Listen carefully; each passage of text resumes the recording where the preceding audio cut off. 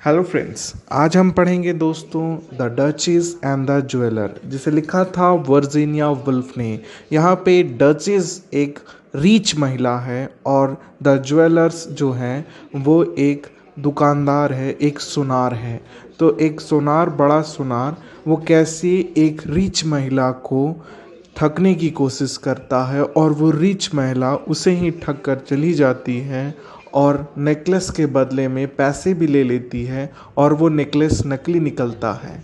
तो आइए देखते हैं कि कैसे वो एक दूसरे को ठगते हैं। यही दो मेन कैरेक्टर है इसमें, एक ज्वेलर है यानी कि दुकानदार और एक डचेस यानी कि एक रिच महिला।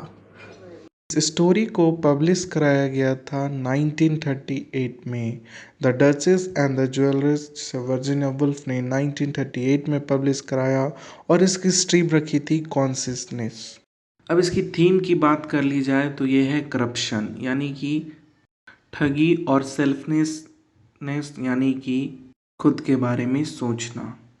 और इसके कैरेक्टर्स हैं ज्वेलर्स एंड डचेस यानी कि एक सोनार और एक रिच महिला। ये दोनों आते हैं और कैसे इसमें करप्शन और सेल्फिशनेस दिखाई गई है, आइए हम देखते हैं। पर पहले हम वर्जीनिया वुल्फ के बारे में जान लेते हैं। वर्जीनिया वुल्फ, जिसका पूरा नाम था एडलिन वर्जीनिया वुल्फ, इनका जन्म हुआ था 25 जनवरी 1882 में और इनकी डेथ हो गई थी 28 मार्च 1941 में। इन्होंने जब भी कोई पोयम लिखा तो मॉडर्निस्ट राइटर की तरह लिखा और इनकी हमेशा स्ट्रीम होती थी कॉन्सियसनेस। ये एक फेमस राइटर पोएट बनी और इनकी फेमस वर्क में आती है मिस्ट्रेस डॉलवे और टू द लाइट हाउस जैसी अच्छी वर्क्स। तो ये थी दोस्तों वर्जीनिया वुल्फ। आइए अब हम इसकी लिखी हुई शॉर्ट स्टोरी पढ़ते हैं जिसका नाम है the duchess and the jewellers. तो सबसे पहले हमें ज्वेलर्स के बारे में बताया जाता है। तो वो कौन सा सुनार था, तो उसका नाम है ओलिवर बेकन। अब ये जो ओलिवर बेकन है ना, ये काफ़ी रिच पर्सन है। जैसा कि आप इमेज में देख रहे हैं, इनके पास काफ़ी गाड़ियाँ हैं, इनके बंगले हैं और ये एक जानी मानी रिचेस्ट ज्वेलर बन चुके हैं। पर ये हमेशा अपने बचपन के दिनों को याद करते हैं, जब ये गरीब हुआ करते थे और कुत्ते बेचा करते थे। वो सेल्समैन को या फिर कोई अमीर महिलाओं को कुत्ते बेचकर पैसे इकट्ठा करते थे और वहीं से उन्होंने शुरुआत की अपने रिच बनने का। वो बचपन में कुत्ते बेचकर गुजारा करते थे और फिर उसने धीरे धीरे स्टार्ट किया वॉचेस बेचने का। सस्ते वॉचेस वो खरीद कर लाते और अपने शॉप में रखते और किसी तरह उसे महंगे महंगे दामों में बेचते, लोगों को ठगते। पर आज वो एक बहुत बड़े ज्वेलर बन चुके हैं। उन्होंने अपनी घड़ी की दुकान हटाकर एक बड़ी सी ज्वेलरी की दुकान रख ली है। उस ज्वेलरी की दुकान में उन्होंने एक ऑफिस भी रखा है। ऑफिस में वो बैठकर सोचा करते थे और अपनी माँ की फ़ोटो को देखकर ये कहा करते थे, माँ मैं देखो कहाँ से कहाँ तक आ गया। बचपन में मैं कितना गरीब हुआ करता था और आज मैं किस ऊंचाई तक पहुंच गया हूँ। और ये सब सोचकर वो अपने बचपन को भी सोचा करते थे और अपनी माँ को भी याद किया करते थे।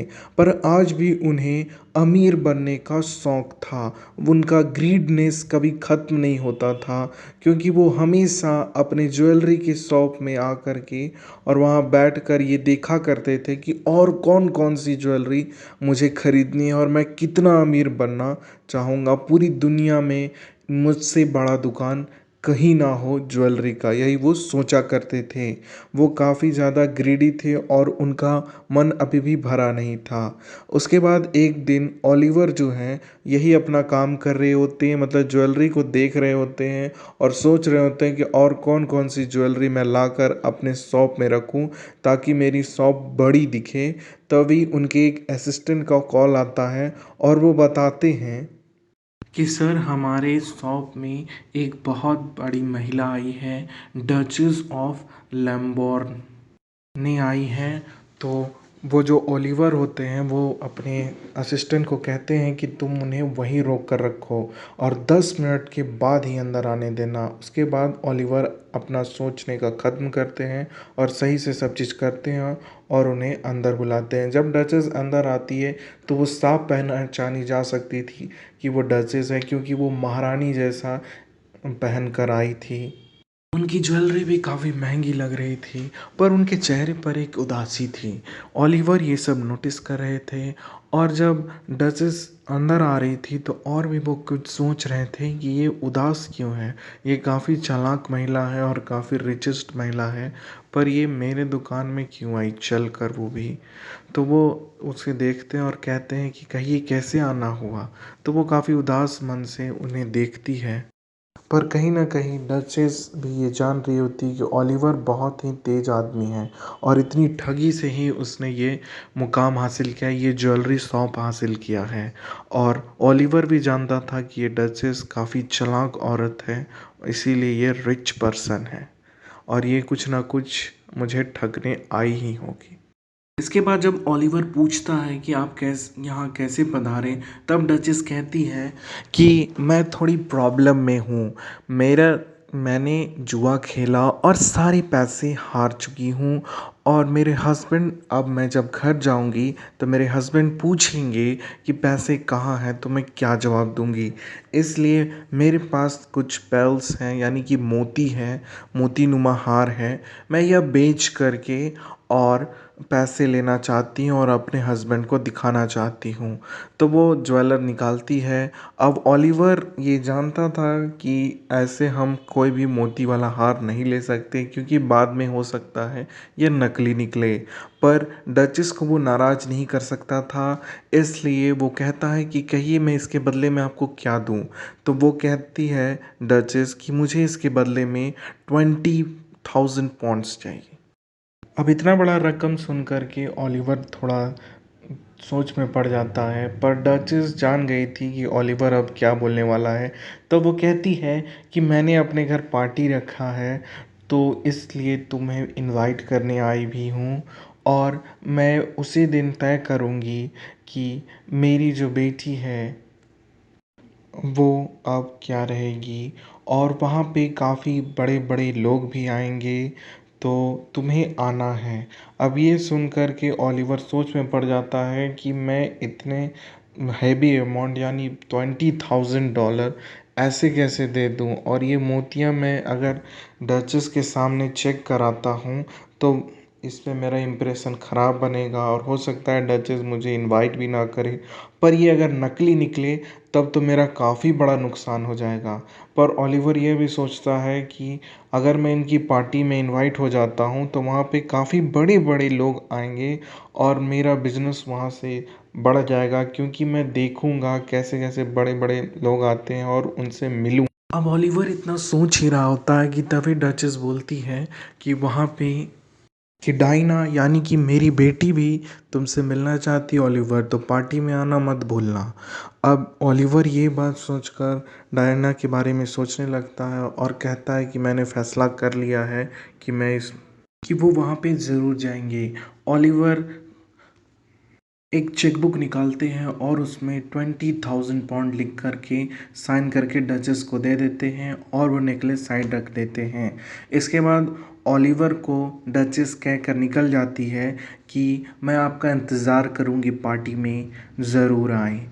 इसके बाद ओलिवर उनके पीछे पीछे उन्हें छोड़ने जाते हैं और फिर डचेस वहाँ से चली जाती हैं। अब ओलिवर तुरंत जाता है और उन ज्वेलरी को जो डचेस दे कर गई थी उन्हें चेक करने लगता है। वो तुरंत जाकर जब चेक करता है तब वो देखता है कि वो ज्वेलरी तो पूरी की पूरी नकली है। अब ओलिवर को समझ में आ गया था कि मुझे ठग लिया गया है, पर अब वो डचेस का कुछ भी नहीं कर सकता था। वो अपने ऑफिस में जाता है, अपनी माँ की तस्वीर को देखकर सोचकर कहता है कि माँ, मुझे आज ठग लिया गया, पर मैं क्या करूं, अब मेरे पास कोई उपाय नहीं है और मुझे यह पार्टी नहीं छोड़नी है। और यहीं पे यह स्टोरी ख़त्म होती है दोस्तों। इस स्टोरी में वर्जीनिया वुल्फ हमें बस इतना बताना चाहती है दोस्तों कि किस तरह एक ठग को भी उसी की तरह ठगा जाता है, क्योंकि जो पावरफुल मैन्स होते हैं और जो ठगे होते हैं वो उनकी जगह पे आना चाहते हैं, पर पावरफुल मैन्स ये कोशिश करते हैं कि हम अपनी जगह किसी को नहीं देंगे, और जो ठग होते हैं वो उन्हें ठगने की कोशिश करते हैं। तो हर कोई अपनी अपनी जगह को नहीं देना चाहता है, और हर कोई अपनी नई जगह बनाना चाहता है, ठगी से चाहे किसी भी तरीके से। तो यही थी स्टोरी। मैंने ये एक्सप्लेनेशन आपको कैसी लगी, आपने मुझे सुना, उसके लिए धन्यवाद। लाइक करें, शेयर करें और सब्सक्राइब करें, और कमेंट सेक्शन में बताएं कि आपको यह स्टोरी कैसी लगी।